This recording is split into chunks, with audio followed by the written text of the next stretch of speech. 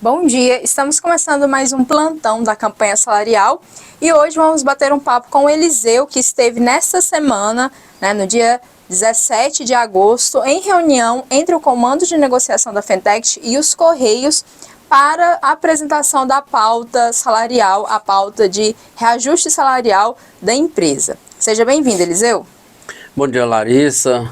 Bom dia aí a todos os companheiros que vão estar nos acompanhando. Boa tarde ou boa noite, dependendo do horário que você vai estar vendo este vídeo. E estamos aqui para dialogar, para explicar aos trabalhadores como é que estão os andamentos dessa campanha nacional de negociação. Tá, Eliseu, então eu já quero que você comece falando o que foi apresentado pela empresa nessa reunião de ontem. Então, Larissa, eu queria falar disso, mas antes eu queria fazer um breve histórico. Porque a gente começou essa campanha dizendo para os trabalhadores o seguinte: nós elegemos um governo que representa os trabalhadores, mas nada virá de graça para a categoria. E aí a gente tem que lembrar o trabalhador que no ano que a gente mais teve avanços, que foi em 2006, nós fizemos greve.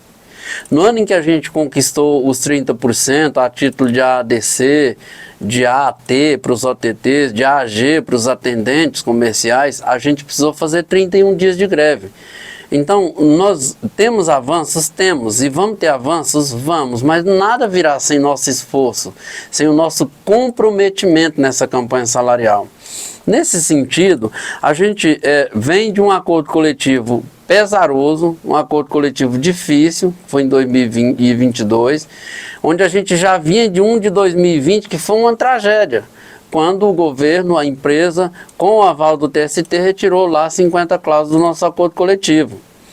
Desta feita, a gente chegou no Comando Nacional de Negociação com a empresa fazendo todo um discurso de respeito, de reconquista, de recuperação das cláusulas sociais, né?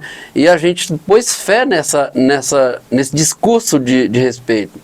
Então, a gente tinha a pauta nacional da Findect, a pauta nacional da Fentect e tem as propostas da empresa.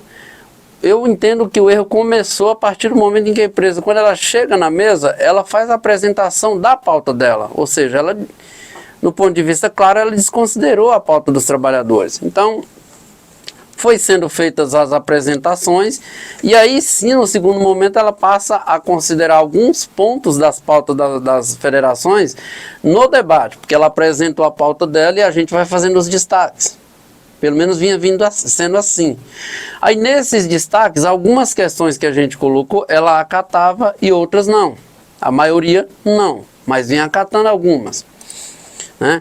Então, na semana passada, houve um debate muito intenso, quando a gente ficou sabendo lá na mesa, por boca de uma pessoa da própria empresa, da área de saúde, que há uma orientação interna dentro da área jurídica, que todo aquele trabalhador que sofre um acidente de trabalho, no atual acordo coletivo, ele vai para o INSS com uma CAT, com uma CID B91, acidente de trabalho. Então ele permanece recebendo os tickets. E aí essa pessoa abriu o jogo lá, que há uma orientação jurídica para recorrer de todas as CATs, né? Recorrendo, aí o trabalhador não vai receber os tickets, ele fica totalmente desamparado. Isso gerou uma revolta dos trabalhadores, a reunião foi suspensa, eles disseram que iam discutir isso e trariam algo ontem. Para ontem, pelo cronograma elaborado com a gente lá na mesa, entre as partes, ficou decidido que a gente discutiria benefícios e a questão da saúde. E aí hoje discutiríamos a questão do salário. Só que ontem, ao longo da semana, a gente viu algumas coisas já acontecendo de atropelo e de sinais claros de desrespeito. Porque a gente vai para a mesa de negociação com um comando que é eleito nas bases ou indicado pelas direções sindicais. E por que o comando é tão grande? É um por sindicato. Por que ele é tão grande? Porque no acordo coletivo, salvo engano, de 2011... quando eram apenas 7 negociadores representando os trabalhadores, houve um burburinho muito forte de que aqueles negociadores que lá estiveram foram corrompidos pela empresa. O movimento sindical entendeu que, portanto, deveria ampliar o tamanho desse comando. E assim vem sendo. Aí que essa semana que acontece? No dia, na quarta-feira, quando teve a marcha das Margaridas, ao final do dia, o Emerson, que é o secretário-geral da Fentect, nos chamou para uma conversa, chamou o comando da Fentect um de cada um dos 31 sindicatos, mais os 7, explicou para a gente que ele havia sido convidado pela empresa para estar numa reunião onde estaria o representante da empresa, ele e o representante da outra federação, que Eliseu, interpreto já como um ato claro por parte da empresa de desrespeito, porque eu não estou lá de gaiato, eu estou lá com autorização do restante da diretoria aqui de Goiás, já que aqui a gente não fez uma assembleia para me eleger, mas fizemos uma reunião da diretoria, a diretoria deliberou o meu nome como membro do comando. E não só o meu, estou falando aqui o meu, mas tem de cada um dos sindicatos que lá estão, o trabalhador, o dirigente sindical, a pessoa que está representando os trabalhadores da base sindical, ele não está lá de gaiato, ele está lá legitimamente escolhido para lá estar. Mas tá, nós acreditando na idoneidade do Emerson, avalizamos a ida dele. Ele foi, depois reuniu conosco, passou o cenário de algumas questões que estavam sendo discutidas em bastidores, portanto não havia sido oficializado. E eu, pelo menos, sou daqueles que acreditam que a gente só deve divulgar aquilo que é oficializado, o que está no papel, né? Tá, até aí tranquilo. Quando foi... Aliás, isso foi na terça-feira, antes do dia da marcha. Quando foi propriamente no dia da marcha, a gente foi para a marcha. Um dos nossos, que é diretor da Fintech, não foi, ficou lá na casa da federação. Estamos lá na marcha por volta das 14 horas. Ele manda uma foto do principal coordenador da empresa no comando de negociação, sentado em um bar que lá no Núcleo Bandeirantes é conhecido como Beco da Cirrose. Sentado lá com os apenas com os 5 membros da Findect. E imediatamente, quando viu esse colega, ele se retirou da mesa e foi embora. Então, assim, eu estou dizendo isso aqui não é para ofender ele, não é para ofender, que eu nem citei aqui nomes, mas não é para ofender os companheiros da Findect, é para dizer que passa uma imagem nítida de que não está havendo transparência na negociação. Por quê? O que é que estava sendo discutido lá que não poderia ser discutido na mesa com todos os membros dos dois comandos, da Findect e da Fintech, e dos da empresa, os demais da empresa? Né? Aí, lá ontem na reunião, ele até falou assim que fora da empresa ele se reúne com quem quiser, a hora que quiser. Não é assim, ele não estava fora do horário de trabalho dele. Ele era por volta das 14, era horário de trabalho.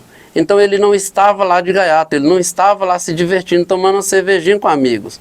Ele estava lá, faz supor, né? Melhor dizendo, faz supor claramente, faz entender-se claramente que ele lá não estava por acaso. Ele estava sim discutindo algo na surdina. Não tem como a gente interpretar de uma outra forma. Então, e aí depois na reunião de ontem eu até fiz uma fala muito indignado, porque quando a gente vê pessoas que nos representam, pessoas que inclusive são indicadas pelo governo que a gente elegeu, né? Reunir-se na surdina, reunir-se nos bastidores, sem a devida transparência, não há como a confiança ser mantida. Então, é óbvio que para essa negociação ser exitosa para os trabalhadores, ser exitosa para a empresa, ser exitosa para o próprio governo, o respeito não pode ficar só no discurso. O respeito ele tem que vir, ele tem que ser real, ele tem que se fazer presente realmente. Entende? Pois bem, aí fomos para a reunião de ontem, propriamente dita, que no cronograma, repito, era para ser discutido saúde do trabalhador e benefícios, né? E aí, no dia de hoje, discutiríamos as questões salariais propriamente dita, a pauta financeira propriamente dita. Aí ontem eles chegaram, já fizeram a apresentação de tudo, a gente foi fazendo os destaques, eles terminaram a apresentação, falaram, gente, é isso, terminamos aqui, portanto, a reunião, vocês têm até dia 29 para apresentar o resultado das assembleias. E aí todo mundo que havia feito destaque, como assim? E os destaques que nós fizemos? Não, os destaques vocês podem ponderar até alguma coisa, mas a gente não vai nem anotar porque o assunto se encerra aqui. Isso não é respeito, entende? Então, é necessário que a gestão da empresa se atenha ao fato de que nós não somos meninos. Nós estamos discutindo saúde do trabalhador, condições de trabalho, questão de concurso público. As condições de trabalho estão tão terríveis, o quadro de funcionário está tão deficitário, que nos últimos 4 meses nós já tivemos a nível de Brasil diversos trabalhadores agredidos. Tivemos trabalhador agredido aqui em Goiânia, há 2 meses atrás. Segundo o colega lá de Santos falou, nós tivemos um trabalhador assassinado lá em Santos. Essa semana, na segunda-feira, nós tivemos um trabalhador agredido pelo cliente lá em Fortaleza. Nós tivemos um trabalhador assassinado na Bahia, antes de ontem. Isso não é obra do acaso, isso é resultado de um descaso com o serviço público que foi gerado pelo governo anterior, a gente sabe disso. Só que o nosso governo precisa alterar esse quadro imediatamente. E não se altera esse quadro sem fazer concurso público, não adianta. E também não adianta a gente discutir melhorar a saúde do trabalhador, melhorar as condições de trabalho, melhor dizendo, as condições salariais, mas as condições de trabalho continuarem inadequadas da forma que está. Então, a gente, obviamente, alguns fizeram falas, e eu fui um deles, revoltados, eu me revoltei mesmo. Graças a Deus, mantive o respeito, porque tem como você ser duro sem ser desrespeitoso.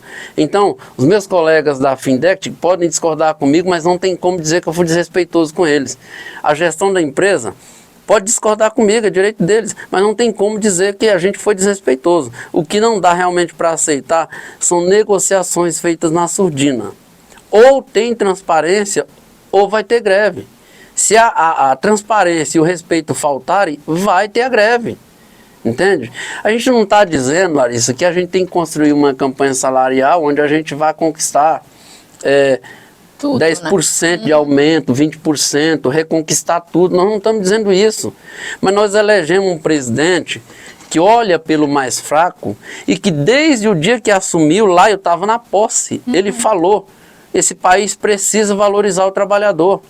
Esse país precisa discutir pauta onde a gente sempre parta do que a gente está, aqui da inflação para cima. Eles estão nos oferecendo 90% do índice inflacionário, ou seja, menos que a inflação. 0,10 a menos que a inflação. E a campanha salarial é o momento para pedir isso, né? Para reivindicar isso. Passada a campanha salarial, nós não temos nenhum outro momento onde a gente possa fazer reivindicação. Então, esse é o momento. Então, assim, ó, por exemplo, eu tenho 27 anos de empresa. É 27 anos assistindo a empresa com o mesmo discurso. Eu estou quebrado. Eu estou em dificuldade. Nós não damos conta. Isso não cabe no orçamento. Mas em 2014, o governo federal tirou 4 bilhões dos cofres da empresa para socorrer os cofres da União. Entende? Então o dinheiro tem, né? Só que aquela discussão, nós estamos numa discussão capital-trabalho. Nessa disputa capital-trabalho, o dono do capital, no caso o empregador, ele vai querer economizar sempre. O nosso poder é qual nesse momento? O nosso poder é a nossa força de trabalho, que é o que nós vendemos para ela. Para melhorar isso, a única situação é a nossa união. Então eu não vou, igual eu vi alguns ontem, entrando num certo embate nas redes sociais, eu não vou entrar em nenhum jogo, e eu acho que o movimento sindical precisa evitar isso, esse jogo de disputar quem é que tem mais oratória para esculhambar outro dirigente nas redes sociais. Isso só agrada ao empregador, porque o jogo da divisão da categoria, né, dos dirigentes, de quem está negociando, a nossa divisão só favorece o empregador. Sim, então nós temos que ter união, lotar as assembleias. O trabalhador vai dizer, Eliseu, mas a proposta é boa. Nas cláusulas sociais é boa sim, a gente não tem como negar. Nós conseguimos avanços sim nas cláusulas sociais. Só que na cláusula salarial não. E qual que é o problema disso? O problema disso é que nós não temos nenhuma garantia que daqui 3 anos e meio não venha um outro governo diferente do que está aí nesse momento e que não repita o que o Bolsonaro fez com a gente. E para ficar claro então, Eliseu, quais que foram as propostas da empresa em relação à cláusula salarial? Então, ela está propondo, do ponto de vista especificamente da cláusula econômica, 90% do INPC, o índice inflacionário utilizado. Esses 90% dá 3,18% de aumento para nós, sendo que o índice inflacionário foi um pouco acima disso, 0,10% acima disso. Um outro problema gravíssimo que os trabalhadores não estão percebendo na proposta é a questão do plano de saúde. A empresa propõe lá uma redução da contribuição mensal de 50%, que a gente paga hoje, para 40%, para quem tem o salário até R$5.000. O salário não, a remuneração. que é a remuneração? É tudo que vem no meu contra-cheque. Então, se a empresa estivesse falando, por exemplo, para mim, olha, você vai contribuir sobre 40% do seu salário base. Então, se fosse sobre o salário base, eu não estaria atingido. Sobre a remuneração, eu vou pagar mais caro. Porque quando você soma o seu salário, principalmente os carteiros motorizados, quando eles somam o salário, a função motorizada, os 30%, o ticket de alimentação, já passou dos 5 mil, ele vai pagar mais caro. Então nós temos 27 mil e poucos trabalhadores, que a maioria são carteiros motorizados, que vão pagar mais caro. Então esse aumento, esses 3,18, vai ser amplamente consumido na sua totalidade. Essa reposição de inflação, melhor dizendo, que não é aumento. Essa reposição inflacionária, ela vai ser consumida pela mensalidade a mais que ele vai pagar no plano de saúde. Entende?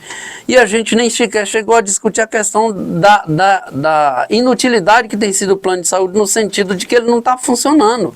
Ele precisa ser funcional. E a gente não se aprofundou. Ontem eles só fizeram as apresentações e não abriram para o debate. Entende? Então, todo trabalhador praticamente já teve aí nas suas redes sociais acesso à pauta econômica, e a gente não pode se apegar apenas àquilo. Repito, cláusulas sociais, nós tivemos avanço, maravilha, beleza, no geral, nas cláusulas sociais. Agora, eu não tenho garantia que daqui 3 anos e meio não venha um outro governo que retira todas as cláusulas sociais, como o Bolsonaro fez. Isso porque a empresa está propondo 2 anos. Exatamente, ainda é um outro problema. Acordo para 2 anos aumenta a partir de janeiro, ou seja, peraí, a minha database é agosto. Eu não posso pegar um índice para piorar ainda, uma reposição inflacionária apenas a partir de 1º de janeiro, entende? Então são situações que a gente precisa repensá-las e precisa dizer um não bem forte, bem claro para elas e dizer para a empresa, vamos negociar de verdade. E vamos parar com essa conversinha de fazer reuniãozinha de bastidor. A reunião tem que ser clara, tem que jogar aqui as luzes, para que todo mundo saiba e entenda claramente o que está sendo negociado. A gente do comando da federação tirou ontem parte dos dirigentes, voltou para suas bases, auxiliar nas mobilizações até o dia das assembleias, que vai ser entre 22 e 24, e também a gente montou uma comissão lá em Brasília que vai estar indo nos gabinetes dos nossos parlamentares. Nós não votamos no SEST, que a empresa veio conversar, se eu propor aumento maior, o SEST vem na minha jugular. Eu não votei em SEST. Eu votei em Rubens Ottoni e apoiei a Adriana Corsi. Eu votei em Mauro Rubio e apoiei Bia de Lima, apoiei esqueci agora o colega lá de Anápolis, né? Então a gente apoiou 4 nomes para deputado estadual aqui no estado. Nós temos que discutir com os nossos parlamentares, nós temos que discutir com a nossa Central Única dos Trabalhadores, para que a gente avance, para que esse governo seja um governo onde o discurso e a realidade possam se aproximar. Porque, infelizmente, nós temos algumas pessoas na gestão do Correio que querem que o discurso e a realidade se mantenham distantes. Então, qualquer nova informação, a gente vai estar passando aqui nas redes sociais. Obrigada, Eliseu. Valeu, abraço.